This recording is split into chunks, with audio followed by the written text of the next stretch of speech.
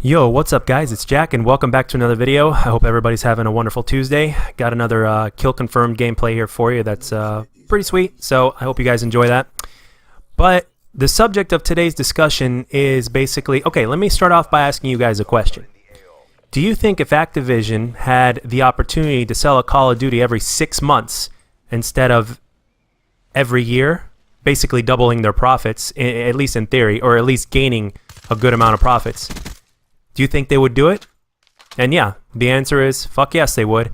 And I think that after doing some thinking and even some inspiration from other videos that I've seen as well, I think the fact that we believe, or that I believed, that we would get a new remastered Call of Duty every year, I think I've definitely jumped the gun, and I've been doing some thinking, and it makes complete sense that I believe that the current, that future remastered Call of Duties are going to be released separately, and I'm going to explain why. Now, first of all, as you guys know, Activision, basically their job is to make the most amount of profit possible, right? They saw that Infinite Warfare was not going to do well. They pretty much predicted it. It's their job. Their job is to make those kind of predictions and to maximize their profits at the same time and to figure out how. Or at the very least, minimize the bleeding. Because right now, Call of Duty this year is bleeding in sales, like at least 50%. So they say, okay, how do we kind of make up for that? Well, first they're going to release COD 4 Remastered bundled with the game for just 20 extra bucks, right? So, and I'm sure more people bought that than just Infinite Warfare by itself. And on top of that, they're going to make up with some more. Now, even though not many people play Infinite Warfare as much as they do Modern Warfare Remastered, one thing is for sure that, well, Infinite Warfare is going to make some money from supply drops, right? And then, according to what the internet has been saying, and obviously we saw this coming. I mean, if you have a brain, you definitely saw it coming. That pretty much that like supply drops are pretty much going to be coming to Modern Warfare Remastered, if not already.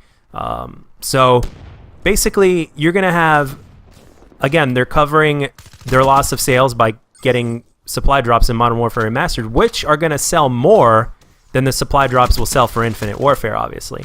So when you put all that together, they're probably going to make the same amount of money, or if not close to what they did with Black Ops 3 last year.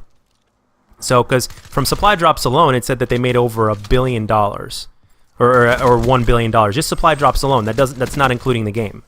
So they definitely made a profit from the year prior.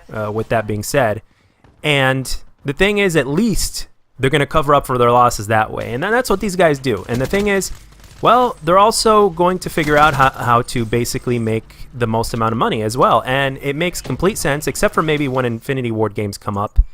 Then they might do another bundle and rinse and repeat, because if it works, then why not do it again, right? Well, at least for the next few years, I personally believe that the future remastered Call of Duties are going to be released separately. Now let's think about this for a minute. A strong Call of Duty, or actually all Call of Duties, when released, they're basically at their peak in terms of playtime and sales and all that kind of stuff in this first 6 months. And it's around that time, it's around 6 months or 7 months after the release of the game to where the announcement for the new Call of Duty arrives. And we're pretty much going to know what we're going to be in store for, okay? So if you think about it, it almost feels like a 6-month thing anyway. And the thing is, what if they decide to release remastered CODs separately in, like, let's say a 6-month period, and they need to start a cycle on this to work. Now, I'm not a developer. I don't know exactly how long it takes to make a remastered game, but I do know that it takes significantly less time to make a remastered game than it does making a new COD from scratch. Although not every single COD, actually not every COD, as a matter of fact, no COD is made from scratch, except for maybe, well, actually no COD is made from scratch, because it's all based off of the Quake engine. So even though it's stripped down to the bare bones and they've basically, remodified like 90 or 99% of the engine or whatnot, it's still based off of a Quake 4 engine. So there's no Call of Duty that's 100% made from scratch, but pretty damn close. Like Black Ops 3 is pretty damn close, the way I look at it.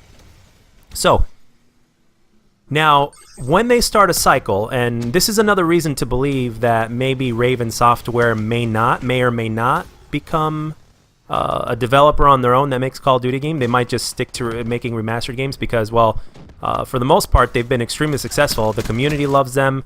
Everybody, all in all, Modern Warfare Remastered is a success on most fronts. I mean, you got sales in terms of the amount of people playing Modern Warfare Remastered and compared to Infinite Warfare, and on top of that, the overall community is pretty happy with it for the most part. Obviously, it's not perfect, but more than not, people are happy with it, and to top it all off, it also is going to make more in money from supply drops, and it caused them to sell more copies of the Legacy Edition from Infinite Warfare. So the thing is, if Raven continues this trend and continues to do a good job, then why not have them? The logical way to think is, why not have them remaster future Call of Duties? And not only that, the future Call of Duties, except for maybe a couple of them, the future Call of Duties that are going to be remastered are definitely, in my opinion, worth full price. Let's face it. I mean, most of the community absolutely adores Black Ops 1, right? Now, if they remastered that game, and on top of that, maybe even if they made it a little bit better by getting rid of, like, let's say altering Ghost and making it, like, let's say, but they don't have to do this. They don't have to fix the Ghost FAMAS thing, but that would just be a bonus. But let's say we got a Call of Duty Black Ops 1 remastered completely, right? With all the bells and whistles, you name it. And but with a better connection, because with me personally, I think the connection in Black Ops 1 was something that definitely could have been done better. But the game was so damn good that everybody just pretty much loved the hell out of it, and I agree. But the connection could have definitely been better. But we have high hopes for that because, well, let's face it, COD 4 Remastered doesn't play like the original COD 4 from what everybody's saying, and the only thing I could do is say from what everybody else has been saying, because I didn't play the original COD 4 in its heyday. And of course, going back to what my friend has told me, and by feeling the way COD 4 plays itself, and from what the community is saying, when you remaster a game, it's not going to be played the exact same way. It's not going to feel the same. It's not going to be 100% the same. And obviously, this goes for connection as well. So if connection can actually be improved to be similar to the way, like let's say this game here is, then I think Black Ops 1 is going to be even better, the remastered version. And I personally think even if a Call of Duty is remastered, and even if it feels a little bit different, I personally think it's a good thing, because it kind of gives you something new to experience while maintaining the old feeling at the same time, if that makes any sense. So the thing is, I mean, you guys, I'm just going to ask you guys straight up. Don't you guys think that Black Ops 1 remastered would be worth full retail price? And not only that, you'd also get the choice. I mean, if you get 2 good Call of Duty games, hey, spend the $120. But let's say that you don't have faith in the next Call of Duty game. You'll have that at least to look forward to. And there's still people out there that are going to buy the new game. There's people out there that are going to buy both. And there's people out there that are going to buy just the remastered. So, and on top of that, they're going to add supply drops from now on. Supply drops aren't going anywhere. Whether they're cosmetic or not, they're just not going anywhere. They just make too much of a profit. And on top of that, they help cut losses as well. And slow down losses. So there's absolutely no reason for them to stop doing it. And this is what these guys do. This is what Activision does. These are the brains of the operation, and their job is to basically maximize profits. And at the same time, if they see that there's going to be losses coming, and how do they cover that up, and how do they manage to even continue to make a profit regardless of all that? So this is what they do. This is what those guys do. They're a think tank. I'm sure there's a team of guys out there that think of all this stuff. And quite frankly, it's actually very simple. The way you make these things happen and think of it is actually very simple. It's very simple math, very simple common sense. Just bringing it to fruition is the harder part. So, but I truly do believe that future Call of Duties, at least most of them, the future Call of Duty remastered games, are going to be sold separately. And it's, I mean, and it goes back down to bare basics. I mean, every 6 months, a new Call of Duty, sure, why not?